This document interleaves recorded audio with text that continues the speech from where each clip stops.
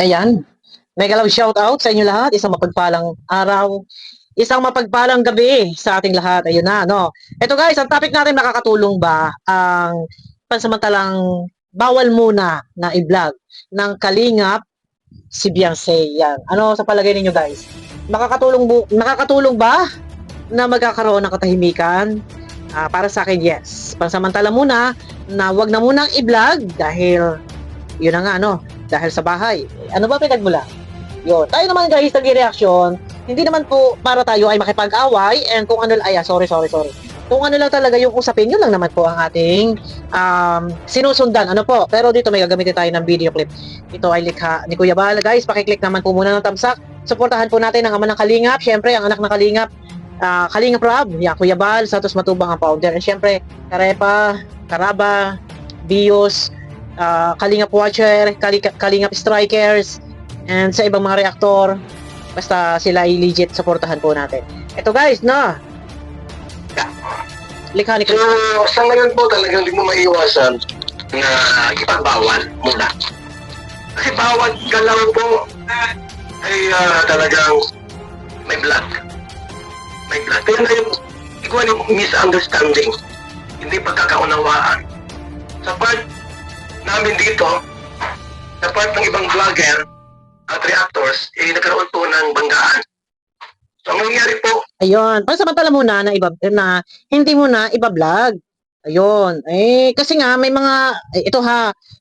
Pagka kasi nagre-reaction ng mga reactor, for example, kasi reactor so pupuna kasi kung ano yung mali talaga, kung ano yung mga hindi dapat, pupunahin. Pero hindi naman po, porket pinuna is namimersonal or nang aaway, hindi po.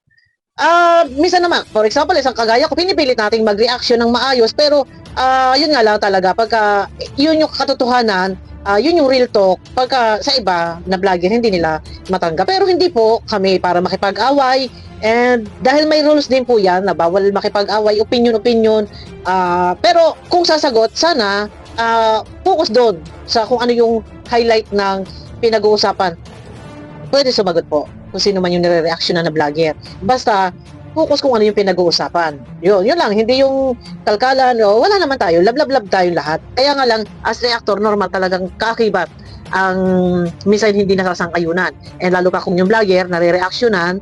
So, minsan nagagalit. Pero huwag pong magagalit. Kasi, kaya nga may reactor para punahin kung ano yung dapat punahin, reactionan.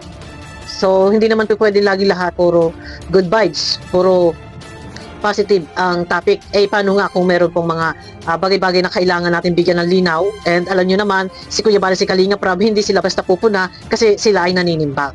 Kaya nga may reactor na lang ang mag-reaction, kaya lang yung iba minsan ay masama para sa kanila. Pero intindihin po nila. Pero sana intindihin din nila si Kuya Bala, si Kalingap Rob, huwag nating hintayin na sila mismo ang magsalita na mas makaka-open pa higit pa sa sasabihin ng reactor. Diba? Yun po. wag po ng banggaan. So, ang nangyari po, bus doon, bus dito. Yung content creator, binabash na po. Yung founder ng Kalingap ay binabash na rin. Pati scouters, binabash na. Lahat. Lahat may basher, mapa-reactor, mapa-scouter, mapa-charity vlogger, maging ang founder, nababas. Pati mga angels nababas na. Pero, ay paano, ang ating gagawin. Pero yun ang kakakibat natin ang ganyan na mabas. Kailangan talaga magiging ready tayo sa mga ganyang bagay. Pero, pangkaraniwan na po iyan. Hindi na po tayo bago. Pero paano ba maiwasan? Maiwasan pa ba kaya? Pero sabi ko nga sa inyo, ito yung madalas ko sinasabi dahil tayo na sa ngalan ng social media, lagi ko sinasabi, ang basher common na, pangkaraniwan na po iyan. Pero maging matatag tayo. Panginoon Diyos nga sa kabila ng lahat ng kabutihang ginawa. Hindi pa siya pinaniniwalaan, inuusig, kinukot siya, tayo pa kayang tao. No? Binabash na. Kaya minabuti po muna namin po ang pangsamantala na huwag mo lang i-vlog itong pamilya ni Beyonce. Ano ba mga gagawin doon? Mga pagre-repair or pagbabago, hindi makikita sa camera. Ang mag-vlog lang po dyan ay si Kalingap Rob. Kasi siyang manager Yan. Maliwanag, no?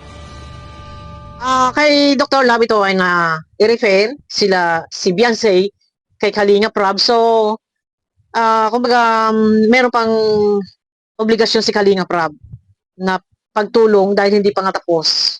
May patindahan pa, may terrace pa. So, siguro, kagaya ng sinabi ni Kuya Bal, si Kalinga Prab na lang muna ang magbablog. Ito naman ay hindi dahil sa kung ano pa man, para maiwasan lang po yung masyadong ma-expose. Baka kasawaan po ng viewers. Yan po yung hina-highlight ng topic ni Kuya Bal dito. Magpaparinig pa tayo guys, kahit counting saglit lang. Kaibigan. Kung tutuusin po si Dr. Lat, malaki na kinita dyan kung tutuusin. Di ba? So, scoutin man po dyan si Dr. Lat. Ay, alam niyo, sa totoo lang ito, ang kagandahan, no? Kapag ikaw ay vlogger, o yung mga nagtatangka mag-vlog dyan, no? Huwag kayong magtiyaga sa Facebook. Kasi si Meta ay buraot. Magbigay lang yan, halimbawa, for example, naka $1,000 ka na. 1,000. Naka 1,000 views ka na. Ang bibigay lang sa'yo ni Meta, $0.1. Centavos lang talaga. Pero, kay YouTube, yung 1,000 views, pwede kanyang bigyan ng $2. Magkano yun? Convert nyo sa peso. Excuse. I-convert nyo sa peso. Yung 1,000 views, bibigyan ka ni YouTube ng $2. O, di ba? Ang laki nun. Nasa 100 plus, 100 pesos plus yun. Yung kita nyo sa 1,000 views kung sa YouTube. Ayan, kaya yung mga nanghahangad dyan na mag-vlog, kay YouTube na lang po kayo. Huwag na kay Meta. Sayang ang inyong oras. Kaya kay YouTube kayo, mas malaki po ang kitaan dito. Pero yun nga, sabi ni Kuya Bal, si Dr. Lab ay kumita na. Kumita na. Siguro, hindi naman natin maano yan. Kahit ka naman kami, hindi naman namin, napaka-ipokrito naman kami mga reactor kung sabihin namin hindi kami kumita kahit pa paano. May kita po. Ayun, tuloy. Kung tutuusin po, malaki na ang kita na dyan sa Beyonce. Sa Hitse. So siguro naman, hindi siya mag-inakit. No, Guys, huwag niyo ibaba si Dr. Lab. Ako lang naman po ay nagbibigay lang ng aking reaction dito, kagaya nito. Ang tawag dito sa aking reaction na to, play stop. Ang tawag dito, punto per punto. Ipi-play ko tapos magsasalita ako. Pero hindi ko pa rin maituturing na ito ay punto per punto dahil pag nagbibigay ako ng sarili kong suggestion. Hindi doon sa dahil sa sinasagot ko yung salita ni Kuya Bal. Pag punto per punto, kung ano yung sinabi, siyang sasagutin. O yun. Tuloy, wag niyo na lang iba si Dr. Lab. Kay Dr. Lab, hindi, wala tayong personalan. Ito ay opinion lang. Opinion, no? samantala, huwag mo nang mag-content. Kahit ako po, hindi ako mag-content. Sa bahay niya po. Kahit kanino. Hindi ako mag-content. Ayun na guys, no? At yun lang ang aking paririnig sa inyo. Counting video clip, patikim lang po yan. Pero sa mga gusto makapanood po ng kabuuang video, maaari nyo pong puntahan sa YouTube channel ni Kuya Bal. Ito, para sa akin siguro makakabuti kung hindi naman talagang tuluyan ang pinagbabawal, pansamantala lang dahil sa panahong ito talagang napakainit, maugong ang usapin tungkol do sa pagpapabahay. Paglalagay ng tindahan, medyo maugong. Ito ay nagumpisa lang nung ang pinagawa na nagkaroon ng isang poste na matatakpan yung terrace. Yun lang po yun. Pero ayun na nga, at nabanggit naman ni Kalinga Prab sa kanyang live kagabi na hindi niya alam. Nalaman lang niya ay nakatayo na. Pero ang alam naman ni Kalinga Prab before na mayroong tindahan o gagawing tindahan talaga, pero itong pagkakabit ng tindahan na ito hindi daw niya po alam. Yun po yung sabi ni Kalinga Prab. At ang pagkakaalam niya, ang gagawa ay si Supermac. Pero gano'n pa man yan na may naandyan na, no? Ito, para sa akin siguro makakabuti na pansamantala po, temporary lang muna na hindi pwedeng i-vlog para mapatay yung issue. Wala munang makikitang vlog mula doon sa bahay ni Beyonce. Pero mga reaktor ay hindi naman po pinagbawalan, walang sinabing bawal reaksyonan. And, yun na, no, walang bawal reaksyonan, bawal lang siya na i-vlog muna. Ipapakita lang yung bahay kung ito ay yari na at ang magbablog ay si Kalinga Prab dahil si Kalinga Prab dito ang manager. Yon po sabi ni Kuya Bal. Ganun pa man guys, no? Sana matigil na para matigil na ang mga issue, mga usapin. The more na may nagre-rebuttal or nagsasagutan ay talagang haba ng haba. Pero siguro pag nasabi na ang isa, dalawa, enough na. Yun.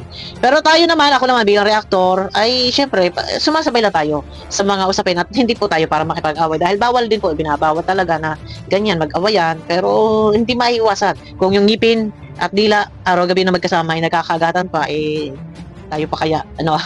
Ayun na, guys, no? Makakatulong, makakabuti. Pansamantalang wag na munang i-vlog. At tanging si Kalinga Prab lang muna, ayon kay Kuya Bal, ang magbablog dito kay Beyonce nang sa ganun ay maiwasan po ang mga issue-issue at lumalabas kasi dito.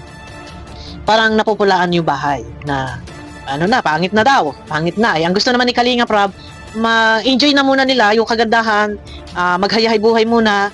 Pero isang buwan pa nga lang ay ayun, umpisahan yun sa tindahan. So, muntik na matakpan yung terrace.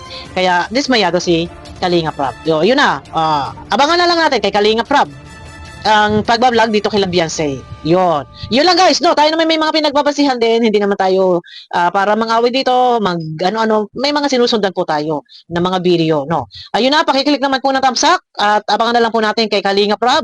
Ano man ang magiging update patungkol dito sa tindahan. Ibablog ito kung tapos na. Ayun, totoo nga ba ito? Masusunod ba yon? Yung sinabi ni Kuya Bal. Pero, tingnan natin. Kung tahimik na at wala nang issue, baka pwede nang i-vlog. Katahimikan lang naman ang hinahabol dito eh. Pero ayun na nga, medyo nadismaya si Kalinga Prab. Nadismaya sa paglalagay ng poste. Yan. At si Kuya Bal, hindi nga nakapagpigil si Kuya Bal, kaya nga pinuntahan. Pero ayun na, ganyan talaga. Ganyan talaga, hindi na naubos-ubos yung topic, yung mga usapin sa Kalingap. Pero ganun pa man, ay maghari pa rin sa atin ang love at expected na rin naman natin talaga na minsan talagang hindi maiwasan na merong pupuna at pupuna.